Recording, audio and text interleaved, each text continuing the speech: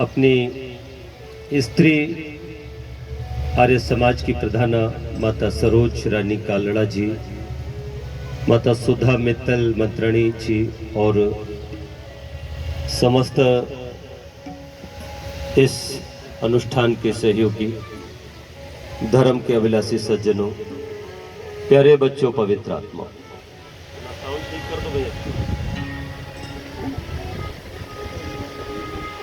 यज्ञो वै श्रेष्ठतमम कर्म। यज्ञ ही संसार का सबसे श्रेष्ठतम कर्म, इससे श्रेष्ठ और कोई कर्म नहीं हो सकता। क्यों? क्योंकि शेष सब कामों में अपना हित निहित होता है। परहित होता तो है, लेकिन यदा कदा नहीं भी होता। किंतु एकमात्र यज्ञ ऐसा कर्म है जिसमें परहित ही होता है और सबका हित जिसमें छुपा होता है। आप बहुत धनवान हो सकता है आप अपने बच्चे की बर्थडे पर, अपनी मैरिज एनिवर्सरी पर या किसी और विवाह आदि के अवसर पर कुछ लोगों को दावत करो,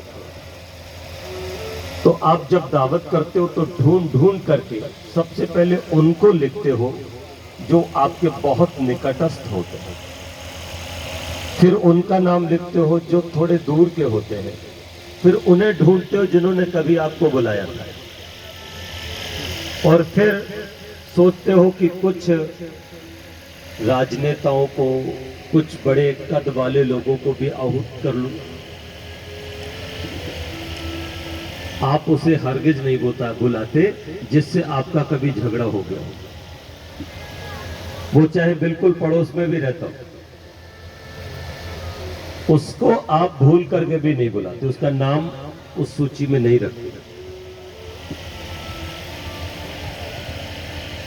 मैं एक बार एक समाज में गया, वहां बहुत थोड़े लोग थे। मैंने कहा कि मंत्री जी, ये जो आपके पड़ोसी हैं इनको तो बुला लिया होगा। बोले इनसे हमारी चल रही है। तो हमने कहा कि अच्छा तो उनको बुला लेते। बोले उन्हीं के कारण तो चली थी। तो हमने कहा उनको बुला ले, तो उन्हीं ने तो चलवाई थी। तो मैं निवेदन करूं कि इस तरह से हमारी जिससे चली हो या जिसने चलवाई हो या जिसके कारण चली हो, हम उनको तो कभी अपनी सूची में शामिल नहीं करते। हम कई बार हिंदू मुसलमान भी करते हैं और सोचते हैं कि मुसलमान है, इसको तो बिल्कुल नहीं बुलाएंगे, ये हमारी जाति का नहीं है, हमारे मजहब का नहीं है, हम इसको भी नहीं बुलाएंगे। ये बहुत छोटा है, छोटी जाति का है, इसको भी नहीं बुलाएंगे। और वो बहुत बड़े हैं, किसी को समझते ही नहीं, तुर्रम खां है, तो हम उनको भी नहीं बुलाएंगे। तो हम उन्हीं को बुलाते हैं जिनको हम बुलाना चाहते हैं, और इतने लोगों को बुलाते हैं, खिलाते हैं, लेकिन क्या हम सबको संतुष्ट कर पाते हैं? यदि हम भंडारा भी कर दें 10,000 लोगों का, तो भी आप सोचो तो कितने इंतजाम करने पड़ेंगे, कितने हलवाई बुलाने पड़ेंगे, कितने नौकर चाकर लगाने पड़ेंगे, कब से तैयारी करनी पड़ेगी, टेंट वेंट लगाना पड़ेगा। बाप रे, बड़ी मुश्किल। मैं करता हूँ 20,000 लोगों का भंडारा। आप लोग सोचिए कि कितने पापड़ मुझे बेलने पड़ते होंगे। 100 से ज़्यादा मेरे कार्यकर्ता लगते हैं, तब जाकर के हम पूरा दिन लग जाता है और इस काम को कर पाते हैं। लेकिन फिर भी इतना सब करने के बाद कोई कहता है कि रसगुल्ले तो टाइट थे, कोई कहता है आलू में तो मिर्चाई झोंक दी, कोई कहता है कि बताओ कद्दू बनाने को रहते कौन खाए उसको, कोई कह रहा था पानी को तो पूछा ही नहीं, कोई कह रहा था मर गए पसीना पोंछते पोंछते। पंखा हमारी तरफ तो लगा ही नहीं था, अपनी और की तरफ लगा दिया जैसे वो लगा दिया, कुछ लोगों को नहीं मिल रहा है। तो इतनी शिकायतें कि अगली बार सोचता है कि इससे तो अच्छा है भंडारा करेंगे। 10,000 लोगों को खिलाना कितना मुश्किल, कितनी मेहनत लगी, कितना पैसा लगा, लेकिन इसका आप 1000 गुना कम, मात्र 100 ग्राम घी ले लो, 150 ग्राम आप अच्छी अच्छी औषधियां वनस्पतियां ले लो। और भाई एक कटोरी 100-150 ग्राम खीर ले लो और आप थोड़ी सी अब अग्नि जलाओ, और हवन कुंड में अग्नि जब धू धू करके जलने लगे तब वो सारा सामान मात्र 10 मिनट में चढ़ा दो। 3 लाख लोगों को बैठे ही बैठे पहुंच जाएगा, बिना किसी हलवाई के, बिना किसी पत्तल के, बिना किसी नौते के। और ये भी नहीं कि इसको नहीं बुलाया, उसको नहीं बुलाया, कुछ भी शिकायत आपके साथ नहीं जुड़ेगी।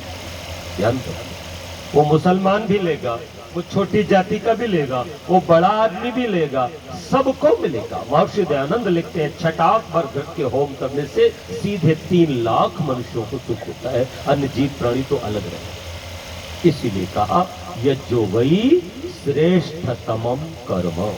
कितने पुण्य के भागी होते हैं आप पता? आपका बहुत संचित होता है। एक बार के यज्ञ करने से आपको इतना फल मिलता है कि आप 30 दिनों की रोटी का इंतजाम कर लेते हैं। आप समझते हो? आप दोनों समय यज्ञ करते हो तो आप सोच भी सकते हो कि आपने कितनी संपत्ति जोड़ी। एक बार मैं गुजरात में जब गया तो गांधीधाम में एक व्यक्ति मुझे मिले, भगवान की कृपा से वेयर हाउस थे, बहुत बड़े व्यक्ति थे, पर उनको बेटे का विवाह हुए 7 वर्ष हो गए थे तो संतान नहीं हुई। मेरे से मिले, मैंने कहा देखो संतान तो जरूर होगी, लेकिन कोई बढ़िया वाला मर नहीं रहा। कोई बढ़िया वाला मरेगा तभी पैदा तेरे घर में होगा। तूने इतना पवित्र काम किया है, तेरी अरबों की संपत्ति है, इसका मालिक कोई फोकट में थोड़ी बन जाए। अरबों की संपत्ति अर्जित करने के लिए कुछ तो अर्जित करना पड़ेगा। देखो ये बात बिल्कुल झूठी है कि कुछ लोग कहते हैं ना कुछ लाए थे ना कुछ साथ ले जाएंगे, ये बिल्कुल गलत बात। हम साथ लाते भी हैं और साथ ले जाते भी। एक बार एक सेठ को एक योगी मिल गया। सेठ ने योगी से पूछा, बाबा मैं कब मरूंगा? तो बोले तू अगले महीने मर लेगा। तो उसने कहा अच्छा एक बात और बता दो, मेरा जन्म किसके घर में होगा? तो बाबा ने ध्यान किया, बोला तेरी फैक्ट्री में जो एक वर्कर है ना रामदीन नाम का, उसी के घर में तेरा जन्म होगा। उसने कहा पक्की बात? बोले पक्की बात। और थोड़ा सा चिंतन विंतन किया और फिर रामदीन को बुलाया और कहा मेरी गाड़ी में बैठ गया, और गाड़ी में बैठा के ले गया कचहरी। 100 बीघा जमीन नाम करी, एक फैक्ट्री नाम करी, अकाउंट खुलवाया उसकी नाम, उसकी पत्नी के नाम, 2 करोड़ रुपया जमा करा दी। बच्चों को पता लगा, पत्नी को पता लगा तो कहने लगे पागल हो गए हो, इतना क्यों लुटा रहे हो रामदीन को? बोले मैं रामदीन को लुटा नहीं रहा, अपने साथ ले जाने की तैयारी कर रहा हूं, वो मेरा अगले जन्म का बाप है। आप लोग समझो, हमें नहीं पता कि हमारा अगले जन्म का बाप कौन है, लेकिन हम चाहे तो अपने साथ ये कारोबार ले जा सकते। उसको ले जाने का तरीका क्या? आचार्य संजीव रूप जैसे लोग आपके बीच में आते हैं जो निःशुल्क गुरुकुल चलाते हैं। 12 महीना 30 दिन में जब मेरे यहाँ कोई मर जाता है तो 5 किलो सामग्री 1 किलो घी लेकर के जाते हैं, उसको भेज देते हैं हम, अगर नहीं होते हैं तो। निरंतर यज्ञ करते हैं। मैं 1 वर्ष में 9 कुंटल सामग्री का होम करता हूँ।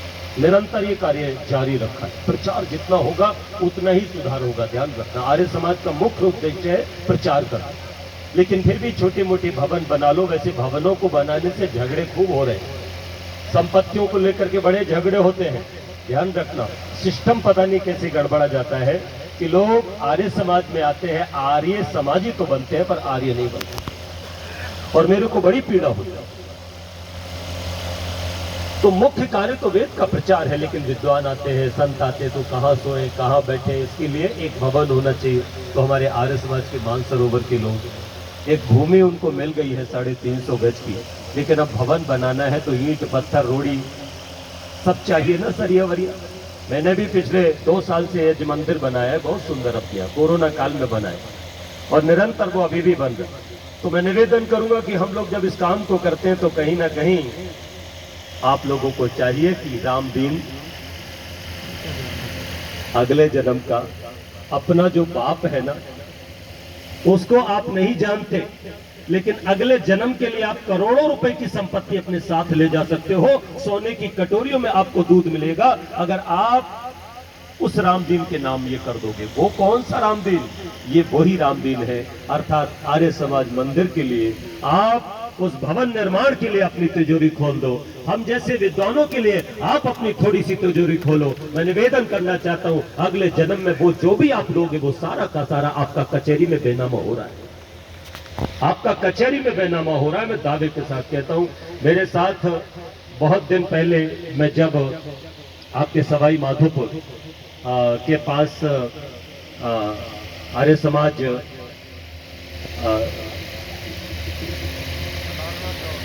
क्या नाम है मैं भूल रहा हूँ, मलारना चौक। नहीं, हमारे डॉक्टर गोवर्धन लाल आर्य जी बैठे हुए हैं। जब मैं गया मेरी वहाँ कथा हुई थी 5 दिवसीय, तो मुझे ये दिव्य मूर्ति वहाँ मिली थी। और ये सच में बड़े लेखक हैं, बड़े विद्वान हैं, बड़े बड़े संत हैं। आप अपनी धर्म पत्नी के साथ यहाँ आए हैं। मैं भगवान से इनके यशस्वी जीवन की कामना करता हूँ। तो आपने भी कहीं ना कहीं मैंने देखा कि आप भी अगले जन्म में अपने रामदीन रूपी पिता के लिए कुछ न कुछ दे रहे हैं वर्तमान में, क्योंकि अगले जन्म में आपको पाना है। देखो जन्म तो होगा, ये ध्यान रखना, पर आज अगर आप दान करते हो तो दोनों काम होते हैं। एक तो आपकी एफडी हो जाती है, आपके नाम बेनामा हो जाता है, उस वस्तु का ध्यान रखना। आपका नाम खाता खतौनी में दर्ज हो जाता है, वो आपको मिलेगा वहां जाकर। और दूसरा, इसी जन्म में जब दान करते हो तो हम यहाँ से बोलते हैं, श्रीमान ने अपनी पवित्र कमाई से इतना पैसा दान किया है, हम भगवान से इनके यशस्वी जीवन की कामना करते हैं। और सब ताली बजाते हैं, उनका नाम पट्टिका पे लिखा जाता है। तो इस जन्म में भी वो यश को प्राप्त कर रहे हैं और अगले जन्म की भी तैयारी कर रहे हैं। इसलिए मैं निवेदन करूंगा कि यज्ञ को करने वाला, यज्ञ में घृत का दान करने वाला, यज्ञ में खीर का अथवा उत्तम औषधियों का सेवन करने वाला निश्चित रूप से इस पर्यावरण को शुद्ध करते हुए बड़े पुण्य का भागी बनता है, देव ऋणों से पूर्ण होता है। एक शब्द और आता है और वो शब्द है यजमान।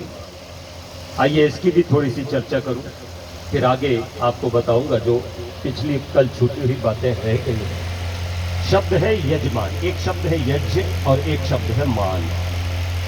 तो आप लोग और हम लोग सब चाहते हैं कि हमें समाज में मान मिले, सम्मान मिले, लेकिन ध्यान रखना, मान और सम्मान बिला वजह नहीं मिलते। मान और सम्मान मिलता है उसे जो याजक होता है, इसलिए शब्द बना है यजमान। यजमान अर्थात जो यज्ञ करेगा उसका मान तो होगा ही, अर्थात जो यज्ञ करता है उसका मान होता ही है। संसार में उसका कभी अपमान नहीं हो सकता। इसलिए यज्ञ करो मान पाओ, यज्ञ करो मान पाओ, यज्ञ करो सम्मान पाओ। तो आप लोग अगर सम्मान चाहते हो तो आपको, हमको, सबको यज्ञ करना ही होगा। यज्ञ कौन करता है? यज्ञ वो करता है जो परोपकारी होता है, जो दानी होता है, जो सेवा भावी होता है, जो त्यागी होता है। ध्यान रखना, वो हमेशा यज्ञ कर रहा होता है। जो सब शरीर के अंगों को पवित्र रखता हो, अपनी ज्ञानेंद्रियों, अपनी कर्मेंद्रियों, अपने मन, अपनी बुद्धि को पवित्र रखता है, वो समझ लेना निरंतर यज्ञ कर रहा होता है। ऐसा याज्ञिक व्यक्ति मान प्राप्त करता ही है। इसलिए दूसरी बात आपको निवेदन की कि आप यजमान बनिए, पर यजमान माताजी केवल इस हवन के लिए नहीं, आज भर के लिए नहीं, जीवन एक यज्ञ है। इस जीवन रूपी यज्ञ के लिए निरंतर करने वाले यजमान बने। सुबह जागरण से लेकर शाम को सोने तक मेरा एक एक कर्म यज्ञ है, एक एक कर्म यज्ञ है। अगर ऐसा होगा तो हर क्षण हर पल मेरा मान है। पर मान की लालसा से मत करिए, क्योंकि यज्ञ का फल ही मान है। तो जब यज्ञ करोगे तो फल मिलेगा ही। अवश्य में भोक्तव्यम सतम कर्म शुभम शुभम। जब यज्ञ करोगे तो उसका फल मिलेगा ही, शुभ काम करोगे तो उसका फल सुख रूप में मिलेगा ही। इसलिए मैं निवेदन करना चाहता हूं, आप लोग अच्छे से समझ लीजिए कि जो संत होते हैं वो निरंतर यज्ञ करते हैं। ये जो परमात्मा है, ये परमात्मा एक अग्नि है।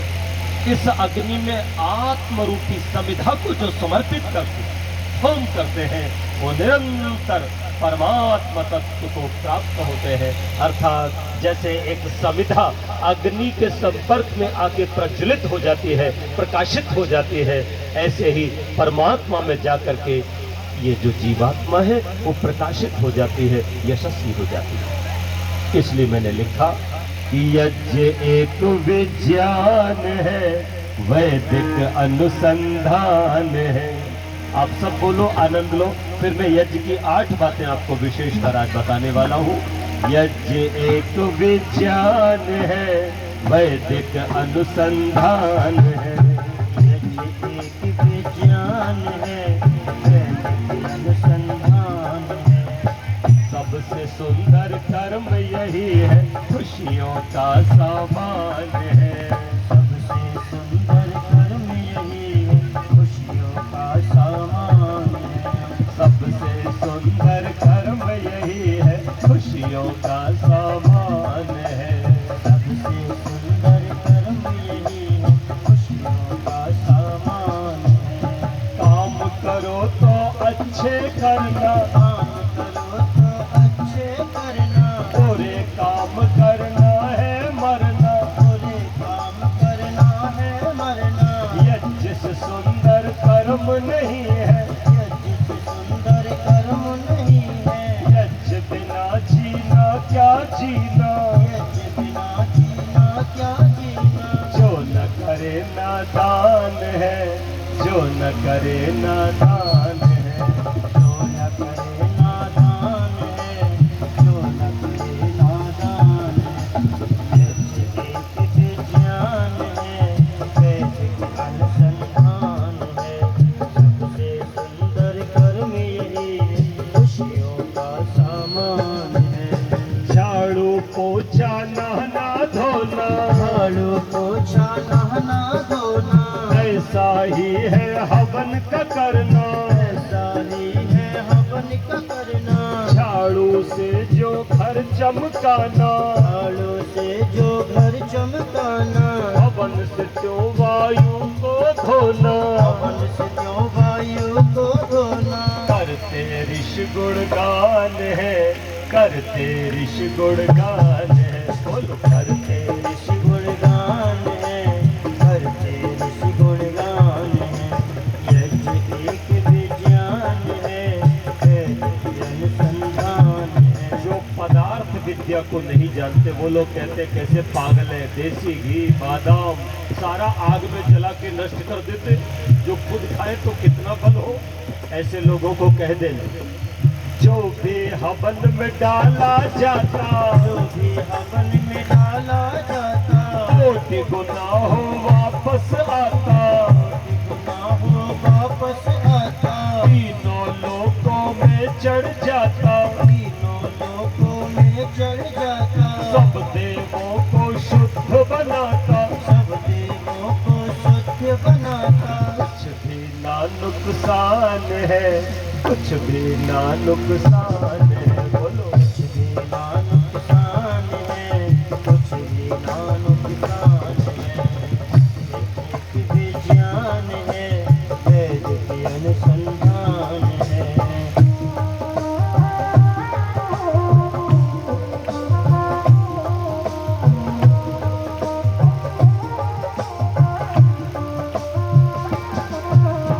यज्ञ हवन से ताकत बढ़ती, यज्ञ हवन से ताकत बढ़ती। यज्ञ हवन से हिम्मत बढ़ती, यज्ञ हवन से हिम्मत बढ़ती। यज्ञ हवन से दौलत बढ़ती, यज्ञ हवन से दौलत बढ़ती। यज्ञ हवन से शोहरत बढ़ती। यज्ञ हवन से शोहरत बढ़ती। बढ़ता नित सम्मान है, बढ़ता नित सम्मान है। बोलो, बढ़ता नित सम्मान है, बढ़ता नित सम्मान है। यज्ञ एक विज्ञान है, वैदिक अनुसंधान है। तो अपने घर को स्वर्ग बनाए, अपने घर को स्वर्ग बनाए।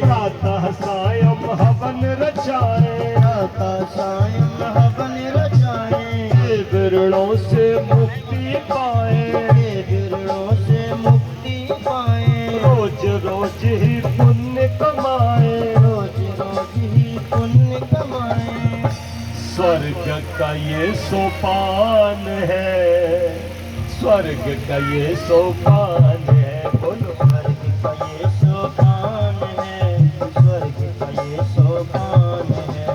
यज्ञ एक विज्ञान है, वैदिक अनुसंधान है। तो बोलो यज्ञ पुरुष भगवान की जय है, बोलो सच्चिदानंद भगवान की जय है। तो यज्ञ हमें बहुत सारी शिक्षाएं देता है। आज मैं 8 शिक्षाओं की बात आपके बीच में रखता हूं। यज्ञ का शुभारंभ होता है तो पहली बात हमको यज्ञ सिखाता है, संकल्प करो। जब भी कोई काम करने चलो तो संकल्प के साथ, अर्थात पूरे मन से करो। महर्षि दयानंद सरस्वती महाराज ने हविष्या पद की व्याख्या की। तो हिरण्यगर्भ, यह आत्मदा, यह प्राणतो, ये नद्यो रुद्र, ये 4 जो मंत्र आए हैं, इसमें हविष्या पद की अलग अलग व्याख्या की। ये नद्यो रुद्रा में हविष्या पद की व्याख्या लिखते हुए वो कहते हैं सब सामर्थ्य से भक्ति करें। पहले में लिखा है अति प्रेम और योगाभ्यास। दूसरे में अर्थ किया है आत्मा और अंतःकरण। तीसरे में किया है सकल उत्तम सामग्री को समर्पित करके। और चौथे में हविष्या पद की व्याख्या की है सब सामर्थ्य से भक्ति करें। ये सब सामर्थ्य का मतलब क्या होता है? सब सामर्थ्य का मतलब है अंदर और बाहर की दोनों की सामर्थ्य। अंदर की सामर्थ्य अगर नहीं है तो बाहर जितनी भी सामर्थ्य है यज्ञ नहीं होता। और बाहर सामर्थ्य बहुत है पर अंदर से नहीं है, और अंदर सामर्थ्य नहीं है बाहर है तो भी काम नहीं चलेगा। इसलिए अंदर और बाहर दोनों की सामर्थ्य अर्थात पूरा मन हो जाना चाहिए। तो पूरे मन से किसी काम को करेंगे तब उसमें सफलता मिलेगी। इसीलिए विद्यालयों की दीवारों पर अक्सर लिखा देखा होगा आपने, असफलता ये सिद्ध करती है कि सफलता का प्रयास पूरे मन से नहीं किया। सावधानी हटी, दुर्घटना घटी। यदि आप पूरे मन से चाय नहीं बनाते हो ना, सब्जी नहीं बनाते हो, तो कई बार सब्जी में भी नमक छूट जाता है या कई बार डबल पड़ जाता है। ऐसा होता है। रोटी कब जलती है? जब सावधानी नहीं रहती, पूरा मन उसमें नहीं रहता। आपके घर में जाले कब लगते हैं? जब आप पूरे मन से घर की साफ सफाई में दिमाग नहीं लगाते। आपको फेसबुक से ही फुर्सत नहीं है, आपको एकता कपूर कभी कभी नहीं छोड़ती, कितनी रात तक जगाती, फिर सवेरे को कैसे जल्दी उठोगे? इसलिए नाश्ता भी, ब्रेकफास्ट भी टाइम से पति को नहीं मिल पाता। बच्चे भी कई बार ये कहते हैं मम्मा जल्दी करो, मेरा स्कूल का टाइम निकला जा रहा है। तो सब कुछ व्यवस्थित नहीं हो पाता। क्यों? क्योंकि आप मन से वो काम नहीं करता। तो मन से काम करने के लिए सिस्टम भी चाहिए।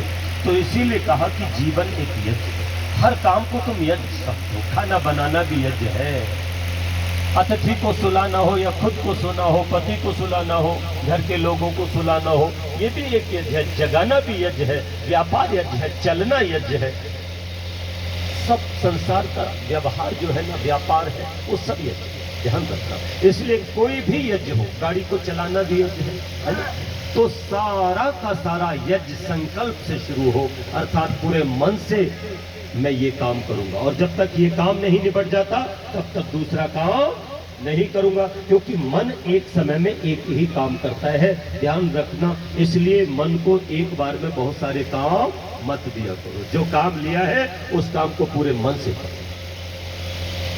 संकल्प ये भी कहता है, पहली शिक्षा, कि आपके जीवन में अच्छे मार्गदर्शक होना चाहिए। इसके लिए वर्ण करिए गुरुओं का, पुरोहित का, आचार्य का।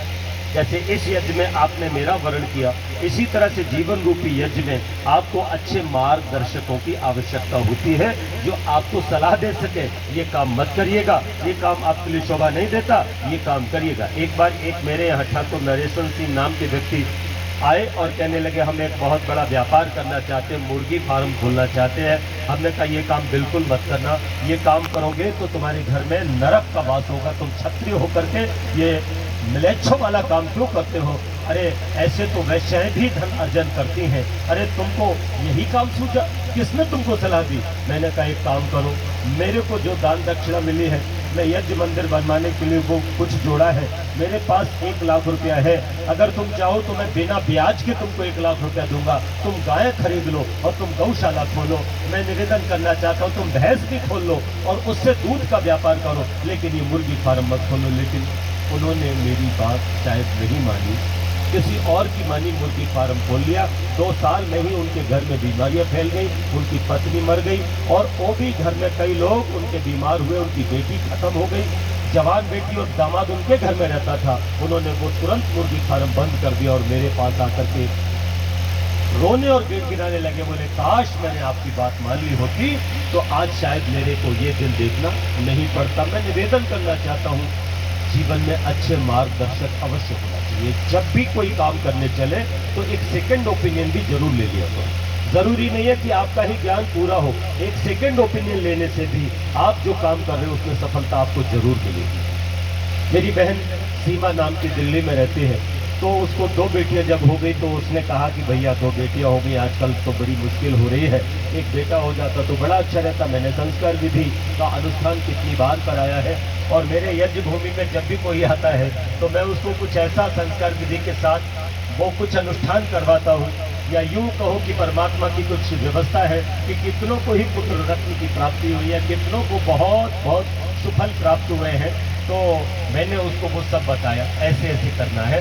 और फिर उसने 3 महीने बाद अपना अल्ट्रासाउंड कराया तो उसमें बेटी आई। उसने मेरी पत्नी को कहा कि मैं ऑपरेशन कराना चाहती हूँ, यहाँ तो दिल्ली में कोई करेगा नहीं, तुम बधाई में करवा दो। मैंने कहा देख, मेरे को जब पता लगा तो मैंने तुरंत अपने दामाद से, अपने बहनों से और अपनी बहन को कहा कि तू बस एक मेरी बात मान ले। पता नहीं क्यों मेरी आत्मा में एक बात आ रही है कि तू सेकंड ओपिनियन ले ले, तू एक बार अल्ट्रासाउंड और करवा ले। बोले नहीं नहीं, बहुत बड़ा आदमी है वो, बहुत बड़ा उसका है, वो सही रिपोर्ट देता है। मैंने कहा प्लीज जो खर्चा होगा वो मैं दूंगा। तो उसने कहा चलो, नहीं मेरा थोड़ा धार्मिक है, उसने कहा चलो कह रहे हैं भाई साहब तो करा लो। और इस तरह से जब उसने अल्ट्रासाउंड कराया तो बेटा आया। 2009 की बात है ये।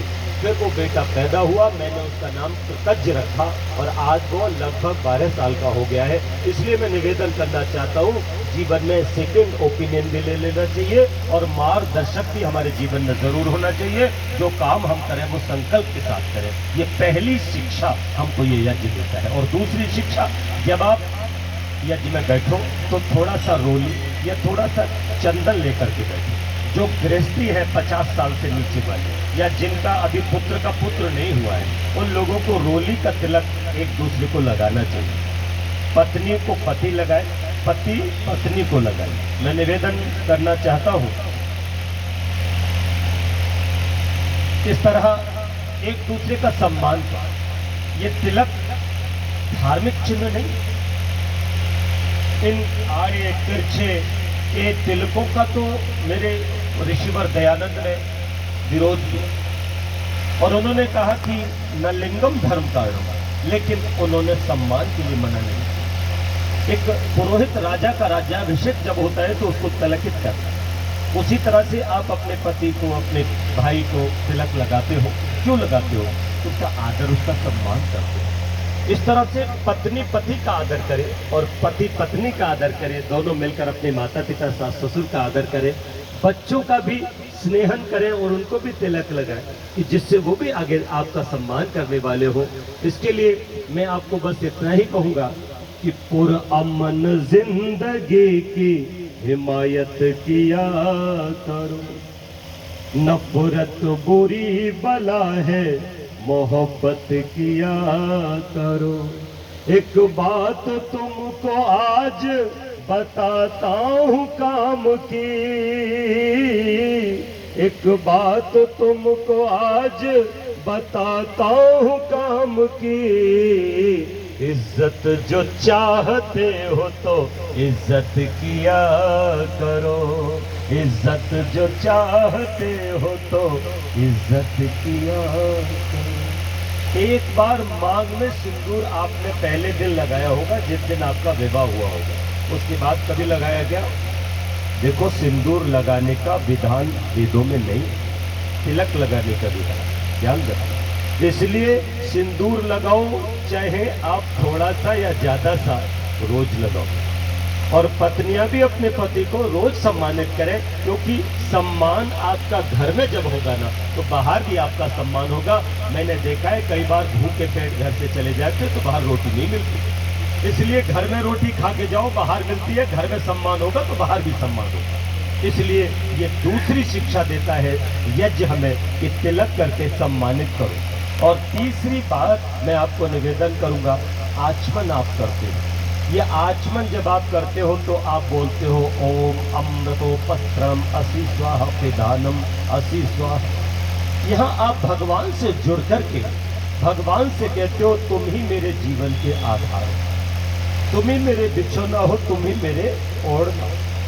मेरे बाबा जब मेरे पिता को उदास देखा, क्योंकि 6 बेटियां हो गई और बेटा नहीं हो रहा था, तो निराश हुए कुछ, लेकिन एक भी बेटी को डॉक्टर थे मरने नहीं दिया, खूब प्यार करते थे।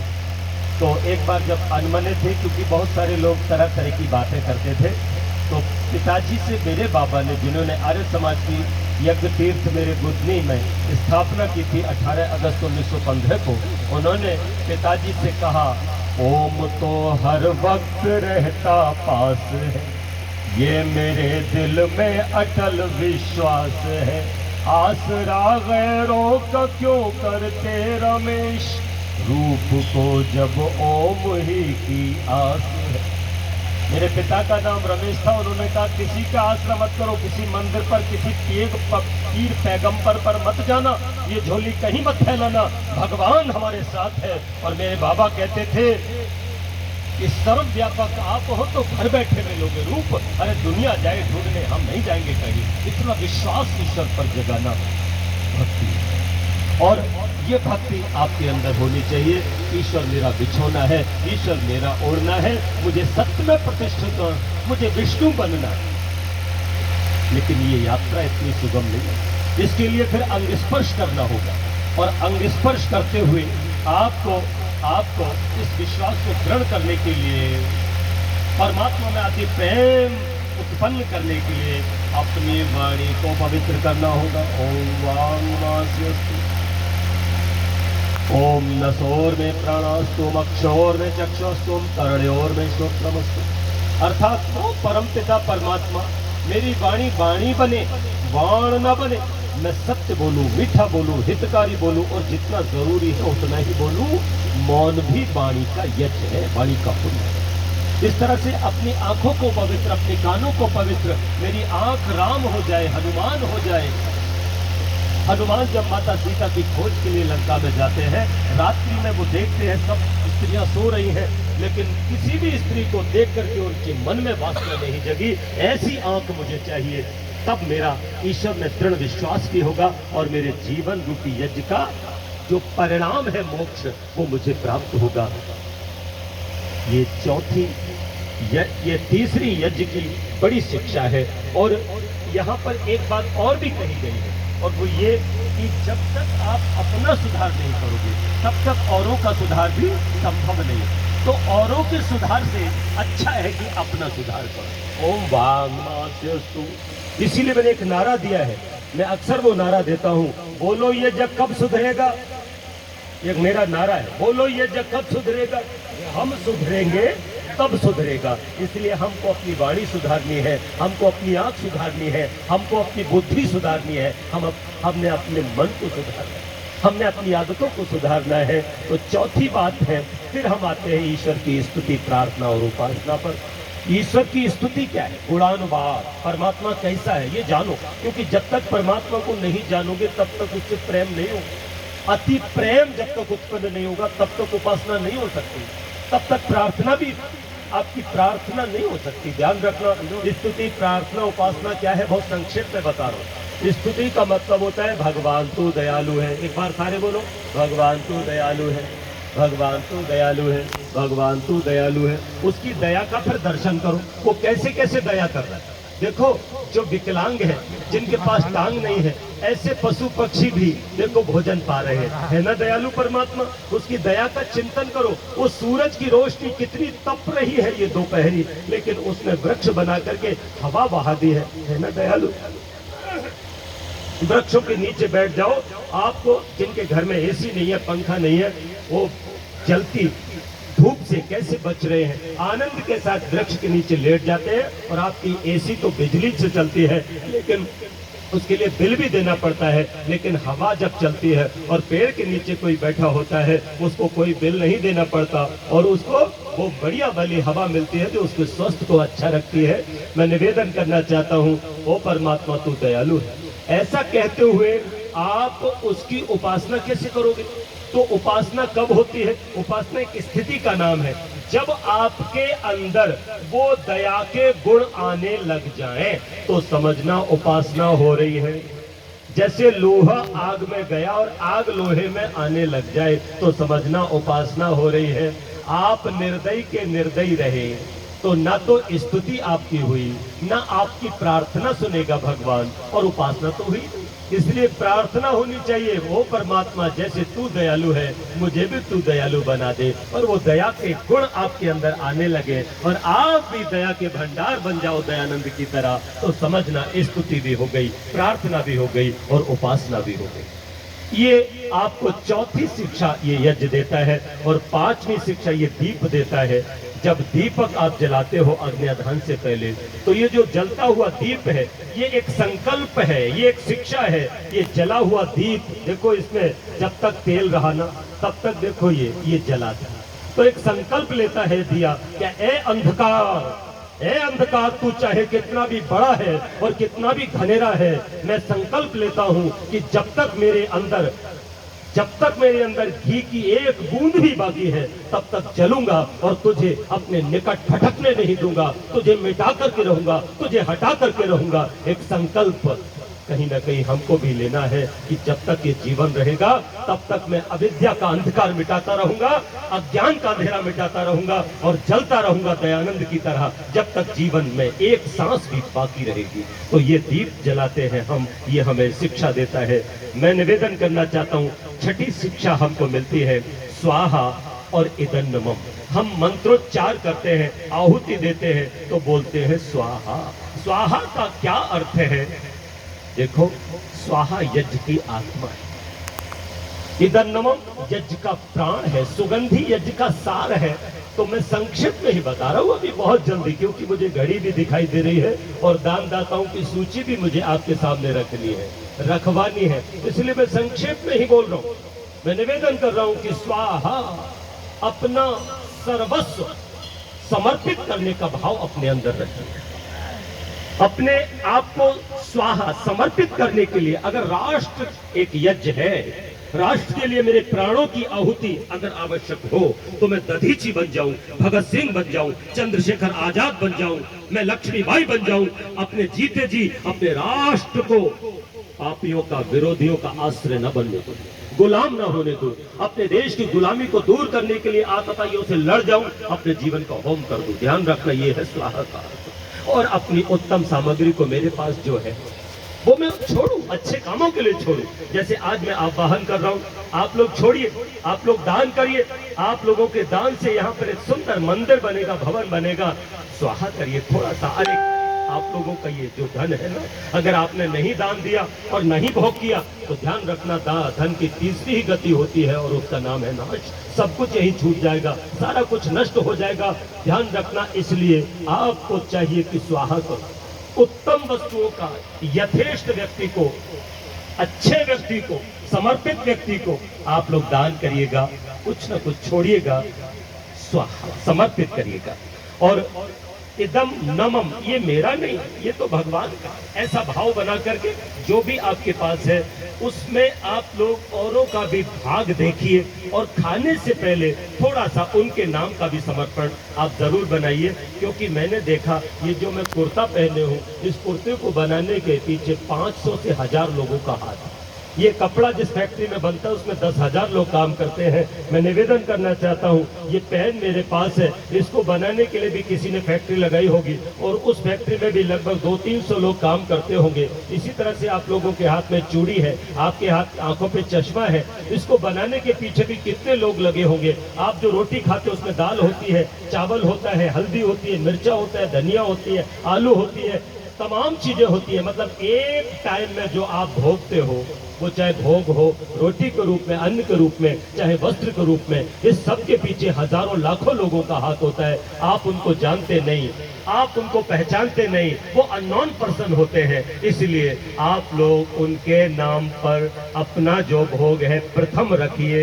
साह, प्रथम पुरुष मैं निवेदन करना चाहता हूं, जिसे मैं नहीं जानता, मेरे इन भोगों का पहला अधिकारी वो है। इसलिए हम लोग एक छोटा सा भाग निकाल करके उनके नाम पर धरते हैं। भगवान उन सब का भला। ये है इदं नमम, ये मेरा नहीं है।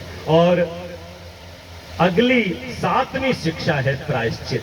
जब हम होम करते करते पूर्णाहुति को करने से पहले क्या करते हैं? 2 काम करते हैं। एक तो प्रायश्चित आहु देते हैं, यदस्य कर्मणोत्यरीरिचम। मैं आपको निवेदन करना चाहता हूं कि सड़क कितनी ही साफ हो, धूल हो ही जाती है, और आदमी कितना भी समझदार हो, धूल हो ही जाती है। मैं कितना भी समझदारी से, सावधानी से यज्ञ करूं, फिर भी मेरे साथ हो सकता है कुछ ना कुछ भूल रह जाए, मेरे इस अच्छे काम से किसी को हानि हो जाए, या किसी को कुछ मेरी वजह से टेंशन हो जाए, है ना। जैसे मैं बोल रहा हूं तो मेरे कुछ अपने आर्य समाज के लोगों को टेंशन हो रही है कि जल्दी आचार्य जी बंद करते हो, हम दान करते, दान की सूचना करते, घोषणा करते, तो ये भी मेरे से पाप हो रहा है। मेरे को सबके मन की स्थिति का ज्ञान रहता है, इसलिए मैं जल्दी जल्दी बोल रहा हूँ। लेकिन मुख्य काम तो प्रचार ही है। दान का क्या करोगे? दान को भवन बनवाओगे, भवन बुला के भी मेरे को बिठाओगे, फिर बुलवाओगे, तो इससे पहले मैं ही बोल देता हूँ, इसलिए मैं बोल रहा हूँ। तो आपकी टेंशन हो सकती हो रही हो, कई बार अच्छे काम से भी तो टेंशन हो जाती है ना। करने को तो अच्छा चले थे, पर कुछ थोड़ा सा बुरा भी हो गया, ऐसा भी होता है, क्योंकि हम अल्पज्ञ हैं। सर्वज्ञ तो परमात्मा है, उसी से भूल नहीं होती, हमसे तो भूल हो सकती है। इसलिए हम एक आहुति देते हैं प्रायश्चित की, कि मैंने जानबूझ करके जो गलती नहीं की, पर फिर भी गलती हो गई, तो आगे से जानबूझ करके गलती नहीं करूंगा, और सॉरी, मुझसे गलती हो गई। देखो, प्रायश्चित के 2 अर्थ हैं। सॉरी, अपनी गलती को मान लेना, और जानबूझ करके गलती न करने का संकल्प लेना। और 8वां शिक्षा, 8वां चरण जो अंतिम है, वो ये हमको शिक्षा देता है, ये हमारा यज्ञ, कि हम आखिर में पवमान आहुति देते हैं, अष्टाध्याहुति देते हैं। ये क्या है? ये धन्यवाद ज्ञापन है, देवताओं का धन्यवाद, उन सबका धन्यवाद जिन्होंने मेरे इस यज्ञ को पूरा कराया। इसलिए सबका आभार व्यक्त करते हैं ना प्रधान जी। बात भाई, सबका बहुत बहुत आभार, बहुत बहुत धन्यवाद। तो आपने जो अच्छा काम किया उसका फल आपको जरूर मिलेगा, लेकिन अहंकार आपके अंदर ना आ जाए, ये मैंने किया है, इसलिए अपने यज्ञ को समर्पित कर दो औरों के लिए। आपकी वजह से बहन जी मेरा यज्ञ हुआ, भाई साहब आपके कारण ही मेरा यज्ञ समर्पित हुआ है, सफल हुआ है। आप सब लोगों के कारण ही मेरा ये यज्ञ सफल हुआ है। सो आप लोगों का बहुत बहुत धन्यवाद, बहुत बहुत धन्यवाद, बहुत बहुत आभार। तो ये यज्ञ हमें 8 शिक्षाएं देता है, जो मैंने शीघ्रता से आपके बीच में रखी। आशा है आपको यज्ञ थोड़ा सा समझ में जरूर आया होगा। मैं अपनी वेद कथा में अब आपको बहुत सारी औषधियां लेकर के आऊंगा, तो आप लोगों को चाहिए कि आप लोग सुंदर सुंदर वेद जी की औषधियां खाने के लिए जरूर खुद भी आइएगा, और अपने इष्ट मित्रों को भी जरूर लाइएगा। आज की जो वेद कथा है वो विशेष होने वाली है, इसलिए आप लोगों को चाहिएगा कि पूरे मन से सपरिवार यहाँ पर आएगा। बहुओं को, बेटियों को भी लाइएगा, बच्चों को भी लाइएगा, क्योंकि उन्हीं के लिए विशेष होगा। इसलिए आप सबने मुझे सुना, आपका बहुत बहुत धन्यवाद। मेरा यज्ञ पूरा हो गया। आखिर में आपका पुनः प्रायश्चित के लिए भी मैं तत्पर हूँ, प्रायश्चित के लिए तत्पर हूँ। आप लोगों से जरूर मैं ये कहूंगा कि अगर मेरा कहा कुछ भी आपको कष्टकारी रहा हो तो भैया क्षमा करना, आगे से ध्यान रखूंगा। और आपने ये जो वातावरण बनाया सुनने सुनाने का, इसके लिए आपका बहुत बहुत धन्यवाद, बहुत बहुत आभार। ओम शांति शांति शांति। ओम।